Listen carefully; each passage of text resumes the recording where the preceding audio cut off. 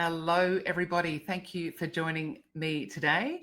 And today we're talking about how you can get started in your copywriting career and find that first client. So I'm just going to share with you some tips and tricks that I've seen work over the years. I've trained over 10,000 people to do this particular thing. So I've seen what works. First up, the question I want to ask is, what kind of copywriter do you want to be? There's all sorts of different copywriters. And the first question is, do you want to work for yourself, or do you want to work for an advertising agency or an in-house comms department? So there's pros and cons for both, and I'll take you through a couple of those as well. So first up, the pros of working for yourself, which obviously is what I've been doing for a long time, and a lot of my students want to do that, but I also know a lot of people just want to write for anybody. But the pros of doing that is that you get to work when you want, where you want, and with the people that you want. So that's pretty important. You get to choose how much work you take on, and you get to choose how much you charge for that work as well. And obviously you can work the hours that you want. Now, there are some, I wouldn't say they're cons or negatives, but they're just the other side of the coin. And that is, you do have to be self-motivated to keep the momentum up. So there's no two ways about that. You have to find clients, and that requires a certain level of skill and energy. And some people discover after a little while it's just not for them doing that side of the business development. But there's ways around that, right? You just find other people to do that for you. And secondly, you have to find your own clients. But like I said, there's ways in which you can do that. The pros of working for an advertising agency or an in-house comms department are significant as well. And the first one is quite exciting. Advertising agencies are really, in general, fun places to work. You'll meet some really interesting people, some really clever people, and it's a very stimulating environment. You will also get given the work, so you don't actually have to go and find it, which is comforting for some people. And also you'll be given all the frameworks and the timeframes on which that work has to be done. So there's a lot of support. And as a maybe new copywriter moving into the industry, that's not a bad option, because once you've got your work in an advertising agency, you stay there for a couple of years, you get all your systems, you meet all your people, you get all your training, and then you leave, right? And then you can do your own thing as well. But you're leaving with that mentoring that you've been given. Also, it's paid quite well, so you don't have to keep chasing money. It just comes into your bank account every day. A couple of cons or negatives of working for an ad agency is that you have to get up in the morning at a certain time and turn up to work. And these days I'm finding a lot of companies are actually wanting people back in the office as well. Still, you can negotiate that, I'm sure, but that is the reality. Is you've got to turn up, you've got to deliver to expectations. You have to have a boss. There's people that you're working with, there's rules, there's all those kinds of things or regulations that might cramp your style. But nonetheless, that's the side of working in an advertising agency. And also, you generally don't get to choose who you work for or with. So you might get clients that not your cup of tea. I actually think that's a positive, unless there's an ethical issue. But when you work with clients that you've never used their products or you've never heard of them, it really forces you to upskill your copywriting talents, because you truly have to rely on the processes and the structures and not just rely on instinct about this is what you'd say about that product because you've never used it before. So it's actually a really good discipline to work on things that you don't like, don't use, have no issue with, or you have no need for. So there's the foundation about where you get started as a copywriter. And the last thing to consider there is, what kinds of copy do you want to write?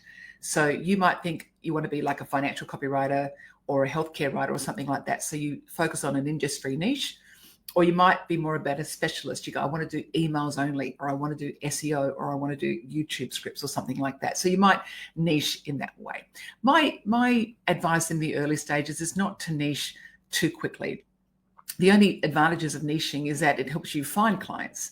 So if you're looking to be an email copywriter, then you might go to a networking event where they're talking about email marketing. It makes sense for you to go to that because that's where people might need your services. So that's the benefit of knowing a little bit about the niche that you might explore, is it just gives you a little bit of direction, a bit of a GPS as to where you place your energies. So here are some things that you can do if you actually want to get started off your own bat and start hanging out your shingle as a copywriter. And anyone who knows me will know that I'm going to say you've got to get your cards printed by vistaprint.com or Snap Printing or whoever it might be. You'll only spend $20. You get 250 cards, and you just put your name, your mobile, your email, and you get started. You know, the word copywriter. You don't even worry about your website yet because you probably haven't got one. But just that $20 could be a great investment, because once you give that card over, it solidifies your belief in what you're doing, and it gives people a sense of who you are, and it gives them a way to contact you as well. Just with Vistaprint, there is an option that says these cards were printed for free with vistaprint.com. So you might want to pay a little extra to get that bit taken off. It just makes it look a little bit more professional. A small thing, it's more of a business side, is to get your ABN, your Australian business number. Now, everyone has to have that, right? If you want to do business, or you have to withhold some of your money in order to pay the tax department. So it's very simple. You go to tax office, just get your ABN, it's a number, it's an individual number, and you just put that on your invoices, and it just means people will do business with you more readily. I can't say this for sure, but a lot of businesses won't do business with you if you don't have an ABN. So it just makes sense to get that now. And also it gives you a little bit more incentive, doesn't it? You think, I'm taking this seriously, I'm doing something, being active, and it just reinforces your belief that you are a copywriter. Number 3 is don't obsess about your copywriting business name too much. I personally don't think you're going to get business because of the name, and you won't get business because you don't have a good name. It's irrelevant in some respects. But I've had lots of students who go, I can't do anything until I've got my name organized. And so they wait 6 months to get their name fixed. And meanwhile, you could be out there finding work. So clients truly won't care whether it's called Copywriters Are Us or Bernadette Schwerdt Copywriting. They really don't mind what your business is called, but don't hold off, don't tinker and fiddle while Rome burns. In the absence of anything, just use your own name and get started from there. Number 4 is start telling everyone. I used to work for a man called Harry M. Miller. Now, a lot of people won't know him. He was a big producer in Australia. He managed all the big celebrities of the time, and he was a very good promoter and a very famous promoter as well. And I remember him saying one time that if you want to promote something, you stand on a hill and you shout it as loud as you can. It's the analog version of marketing. But what he was trying to say was, you just got to tell people, you just got to talk about it, right? If you don't talk about it, no one knows. But also through talking about it, you work out what's working and what's not. You might be talking to someone and you're saying something and their face is looking a little bit pinched, and thinking about, what is she talking about? And you realize that didn't work. Therefore, I won't do that again. Conversely, if you say something and they're really interested, you think that worked, I'll do that again. So it's through the talking it through and just pitching yourself and the rehearsal of that you start to realize, what's landing and what's not. And also, people won't know what you do unless you tell them. And copywriting is the kind of thing where they won't hold you to a high standard right in the beginning, because they don't know any other copywriter.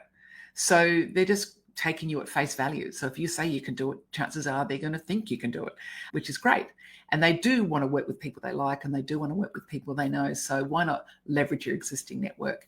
I was just doing a coaching call with a woman just a moment ago, and she was saying that her son's sporting club wanted her to do a website review, and then they said we need some social content as well. So that was like just a really easy win for her, that she's already going to the sports event. She understands the club.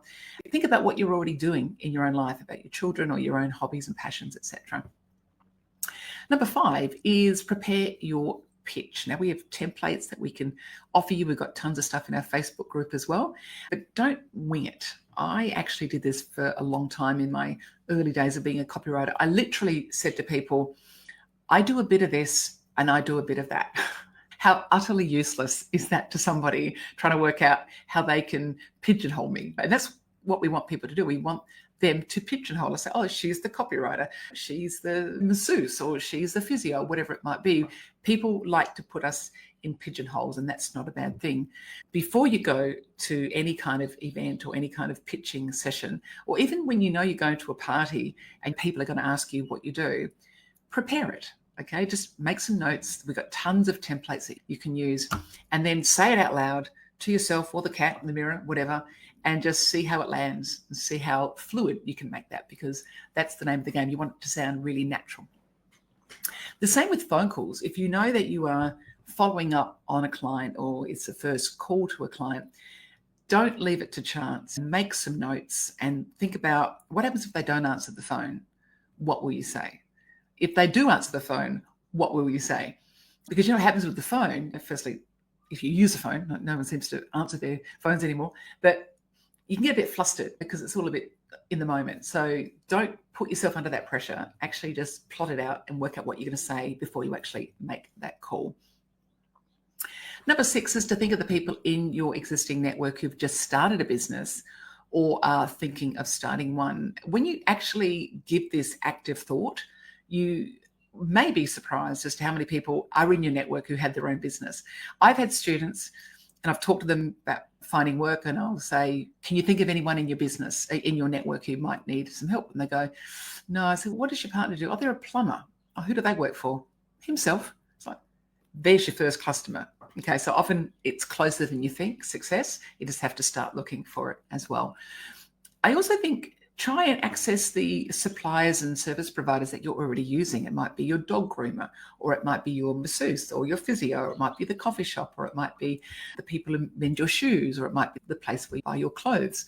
They're all small businesses who all need copy on some level, like hairdressers, or your accountant, or your lawyer, if you happen to hopefully not need a lawyer. But the point being, you're already in touch with these people. They know you. You know their business. And maybe they just don't know that you're a copywriter. So just by talking about it, it might not even happen instantly, but it'll be filed in the back of their mind. And when that day comes, and there will come a day when they think, I need that copywriter, they'll think of you. Okay, so just by looking at your existing network, you're more likely to find work. The other way to do it is with websites like Eventbrite and TryBooking, etc. Now, most people know them to be just ticket booking platforms, and they're brilliant at that, but they actually have another purpose, which is more of a side hustle or a side hack that they're probably not even aware that people are using it for that. But if you want to find your target audience, if you say, I'm going to write for dog groomers or parenting or something like that, you go to Eventbrite and there's all these filters that you can use. Firstly, location. So it might be Melbourne or Adelaide, Perth, wherever. And then there's all these filters down the side, the kinds of topics that they're on. It might be business or parenting, or it might be music. It might be motoring, boating. And you go, wow, I love boats. I would love to write about boats.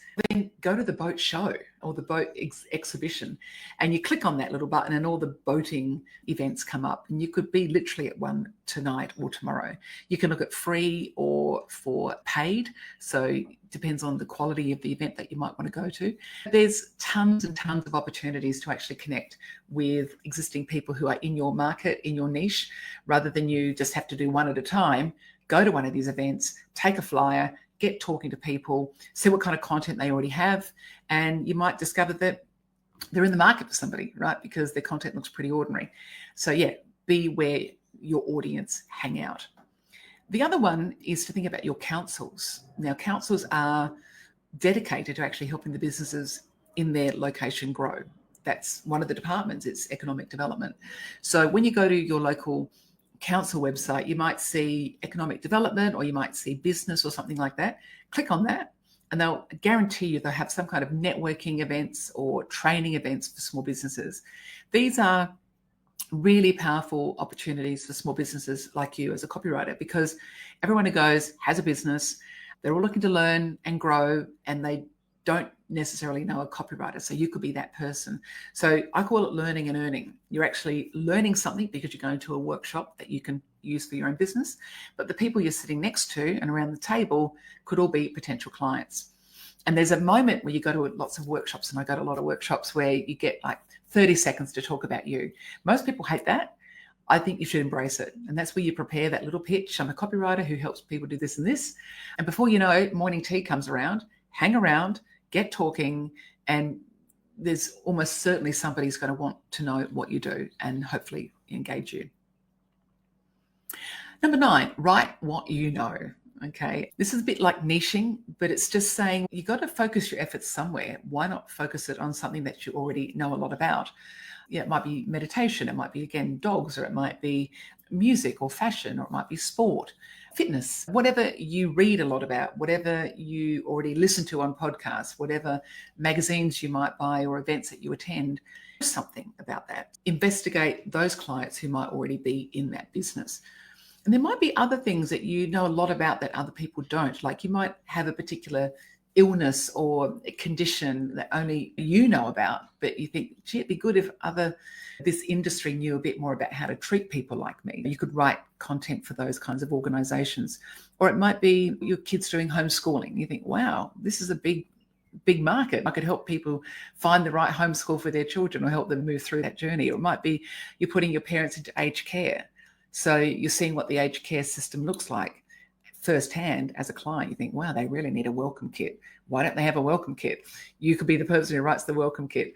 It might be food allergies. You just can't eat something in particular. So anything that's going on in your life right now that you know a lot about, there's guaranteed to be a business, an association, or some kind of network that might need your copywriting services. And lastly, just to finish up, don't take the work too seriously, okay? Because at the end of the day, it's just copy. You're not a surgeon. You're not a train driver. You're not a pilot. We're not literally saving lives. It's important. Don't get me wrong. It's important, but it's not the end of the world if something that you do doesn't work out, because you need to put one foot in front of the other. You need to try. You will fail. You will stumble. You will fall. And that's all part of the learning journey. But the successful copywriter is the one who still fall. They still fail, but they get back up and they keep going. Because everyone falls, everyone fails at some point. So don't be that person who stumbles early and never goes back to it, because I guarantee you will regret that 5 years later. You think, why did I let that silly client stop me from doing what I wanted to do? So don't let other people stop you from fulfilling your dream of becoming a copywriter and living the life of a copywriter, because it's doable and they'll forget about you. I guarantee it. So you need to forget about them if things don't go well. And the last question I'll leave you with is, what's the worst that can happen? Okay, so whenever things go wrong, you think, what's the worst that can happen? It's a wonderful way to live your life. Okay, so there's a few ideas to help you get started in fashioning your new copywriting career. All the best.